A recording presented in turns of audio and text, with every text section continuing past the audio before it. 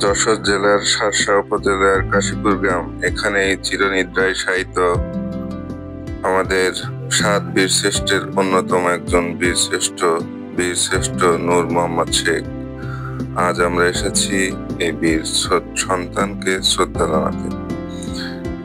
স্বাধীনতা যুদ্ধের ইতিহাসে যে কয়েকটি নাম চিরকাল অমর হয়ে থাকবে, তাদের মধ্যে একজন নূর মোহাম্মদ শেখ।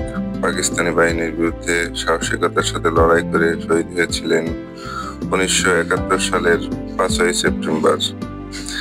কাশীপুরের এই স্থানেই তার দাফন করা হয়। সমাধির চারপাশে গড়ে উঠেছে একটি স্মৃতিসৌধ, যেখানে প্রতিদিন মানুষ আসে তাকে শ্রদ্ধা জানাতে। 1971 সালের 5ই সেপ্টেম্বর যশোর জেলার গোয়ালহাটি গ্রামে তিনি শহীদ হন। তার সাহসিকতায় বেঁচে যায় তার সহযোগী অপর 5 যোদ্ধা।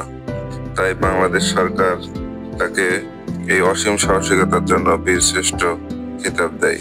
নূর মোহাম্মদ শেখ জন্মগ্রহণ করেন 1936 সালে যশোরের পার্শ্ববর্তী জেলা নড়াইলে। আনসার বাহিনীর সদস্য হিসেবে তিনি ইপিআরে যোগ দেন। কাশীপুর গ্রামের মানুষের গর্ব আজ এই বীর সন্তান। এখানকার স্কুলের ছাত্রছাত্রীরাও জানে এই ভূমি এক বীরের শেষ ঠিকানা।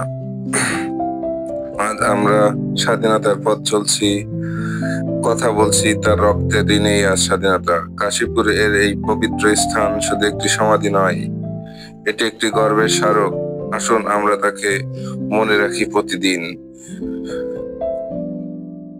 সবাইকে ধন্যবাদ। আজ এ পর্যন্তই।